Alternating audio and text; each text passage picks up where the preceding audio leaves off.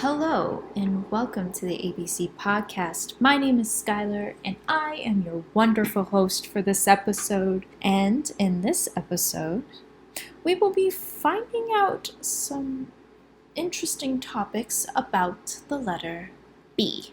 And one of them is the Bloody Mary. The drink of Bloody Mary seems to be iconic among all of the drinks and cocktails to drink on a night on the town. But where exactly did this iconic drink come from?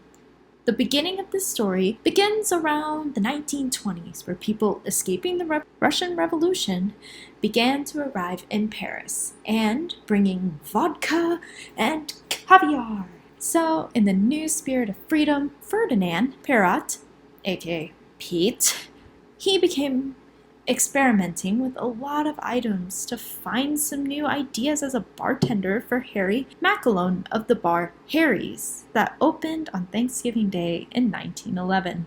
This was during the Prohibition of the United States due to the 18th Amendment, aka the 18th Amendment basically stopped people from drinking because it was illegal. So, with the new drink invention, it was called the tomato juice cocktail. In over a year's time, Perrot made a vodka drink after a vodka drink when he mixed with the tomato juice, some seasonings, and poof, a new cocktail was born. This was called Bucket of Blood. Christened by the visiting American entertainer Roy Barton after a West Side Chicago nightclub of the same name. The drink was popularized by Americans, so in 1933, Vincent Astor brought over Perrot to the King Cole Bar in New York, which was called Red Snapper, which was a big seller. And even in modern day, they sell 850 a month. And also, the 21st Amendment was ratified in 1933, just in time to make this drink iconic. Other bars around town began calling it Bloody Mary, which is a reference of Mary Tudor, aka Henry VIII's oldest daughter, and her reign against Protestants. But in a 1939 campaign for Smirnoff vodka, entertainer George Jessel claimed to have named the drink after a friend, Mary, who was named Mary. So, all of the recipes for Bucket of Blood are referred to the Bloody Mary after 1946. So, with Bucket of Blood being mentioned for a while, let's talk Bill Clinton. No. Now the whole scandal with him and the other woman, I swear everyone knows it. I swear. But there was another thing.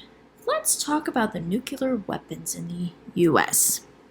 So, what is the most important thing to the nuclear weapons?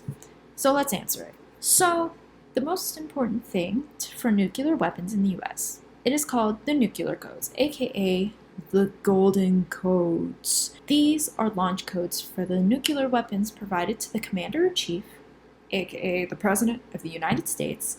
It is all in a briefcase called the nuclear football, which does look like a football, by the way. And it is always at the President's side, just in case he can authorize a nuclear attack even when they are away. Now, Bill Clinton's administration. Weird, right? So, about every month, someone goes to the White House. They're from the Department of Defense within the Pentagon that is responsible for all the pieces of the nuclear process and was dispatched to make sure the codes were correct. The set of codes was to be replaced entirely every 4 months. When the person from the Pentagon came to the White House to look at the codes, the official was told by a presidential aide that President Bill Clinton did have the codes, but he was in a very, very important meeting and was very busy, and he was taking them very seriously. Okay, so the official accepts the excuse and left. Oh boy, But it gets better. The next inspection happened the following month, and the official from before was actually on vacation, so another official was dispatched to the White House. The new official was met with the same exact excuse from before, and that the president has them, he's taking them seriously, he was incredibly busy, blah, blah, blah, blah. The comedy of errors went on without President Clinton's knowledge, I'm sure, until it was time to collect the current set and replace them with a new edition. Then they learned that the aide had no idea where the codes, where the old ones were, because they've been missing for months. Wonderful. The president never had them, but he assumed, I'm sure, that the aide had them like he was supposed to. This caused the change of how the process works, and that the officials actually need to physically see the codes, and if the president is busy, they will absolutely positively wait there to see these codes. Oh boy. Who would have thought that? Who would have thought that Bill Clinton actually lost the nuclear codes at some point during his presidency, and also the Bloody Mary was named Bucket of Blood. Well, that's a weird history if I'd ever heard one, and regardless, it is still history.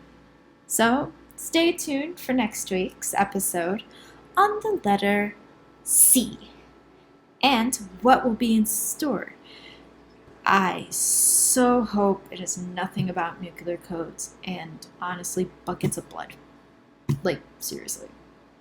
I hope you guys enjoyed this episode, and thank you for listening to ABC History.